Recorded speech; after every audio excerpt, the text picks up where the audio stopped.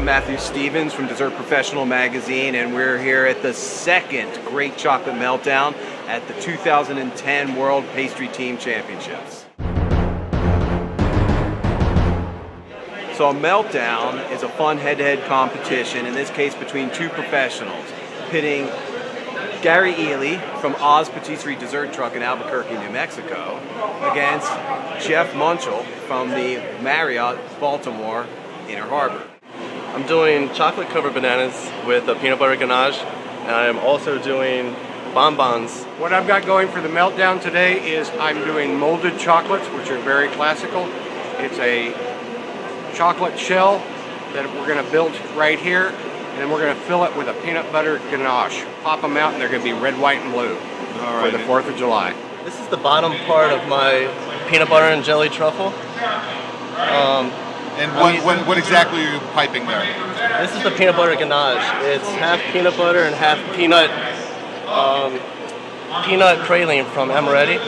The filling I'm going to be using is a wild strawberry SW1 from Marriott. What's going to happen here is I'm going to put this in the walk-in, let this firm up, and then I'm going to take the round end of my dipping tool, make an indentation, put my filling in, cap it off, refrigerate it again, and then dip it. So what I'm doing right now is I put the red and the blue on, and so to make it all American, we got to spray some white luster dust in there. So where are you getting your white luster dust, Chef? I'm getting it from Albuquerque Imports. Okay. And as you can see on the backside now we've got red, white, and blue. One of the hazards of being a pastry chef is using, I want to say, cheap pastry bags. Plastic pastry bags with seams. Yes. Right? So what happened? You squeeze a little too hard? Squeeze a little bit too hard and out the side it bursts. Pull the bowl out and we'll just pour our chocolate right over the top, trying to get all the holes filled. The big thing is you need to tap it to get the air bubbles out.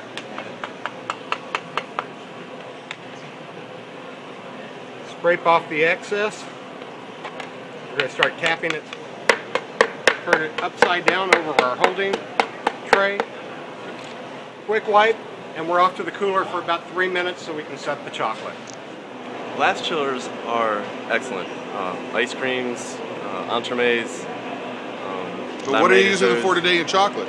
We're not doing entremets. We're not doing ice cream here today. Today we're at the Great Chocolate Meltdown. Today we're using them for my chocolate covered bananas. I'm blast chilling my bananas on a spoon. I don't want my banana rock solid when I dip it. I want it ready to eat as soon as I dip it. What we're going to do, we're going to put our peanut butter ganache into our molds. Now there's a secret about this peanut butter ganache, isn't there? There is. I had to improvise because I was expecting a full kitchen today. And Jeff, since he's Marriott, has access to the back of the house. Ooh. So I'm thankfully stealing a little bit of his peanut butter ganache.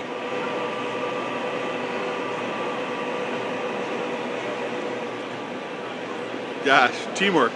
What we've got next is we're going to cap off the molded chocolates. So you take your chocolate, work everything in to finish filling the cavities, and probably one of the most important steps is to tap it, because we want to remove all the air bubbles. Actually, one of the most important questions people have back at home, is that a real pastry bench scraper, or did you go to the hardware store? I went to the Home Depot. It's basically the same tools that I used back in Albuquerque for when we do Chocolate Fantasy for the New Mexico History Museum.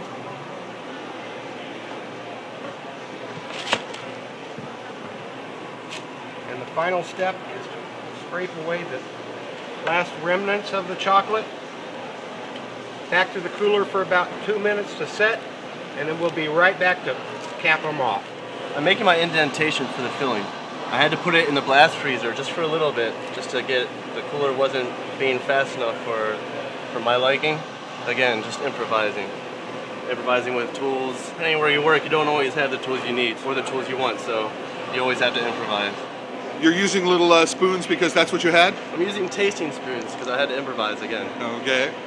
But Actually, for this application, it's turning out very well because it's kind of homey. You know, it's very easy to hold. You know, it's very safe. You know, you're not using wood, so you're not going to get splinters of wood in your banana.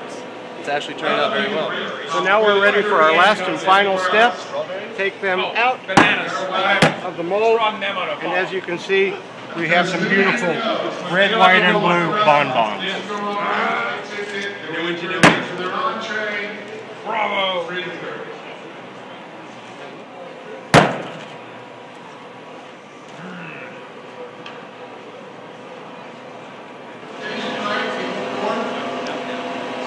Representation of the seated.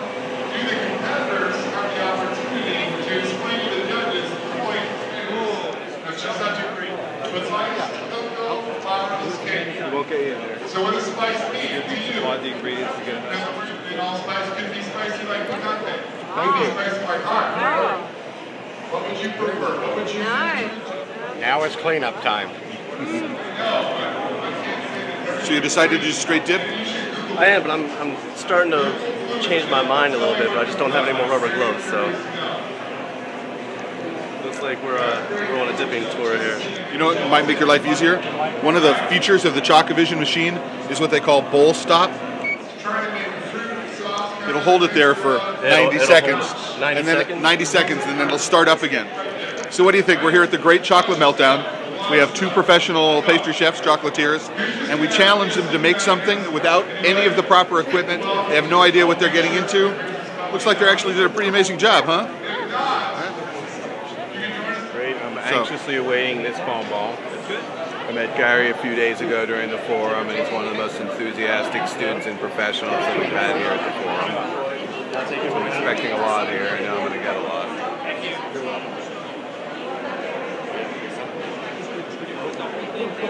Outstanding. Thank you. Outstanding. Thank you. It's really been a pleasure doing this at the last second. With the texture. Find what you can find. You truly, really excel at flavor mix. I'm here in Albuquerque.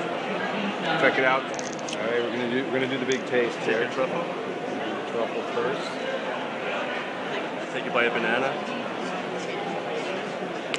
That way, you get a little bit of all your flavors. You get your strawberry, your peanut butter, your banana. Comfort food. You did an amazing job. Presentation. I don't think a little plastic spoon has ever been treated to such a great presentation as you used. Thank you. So, thank you, Jeff.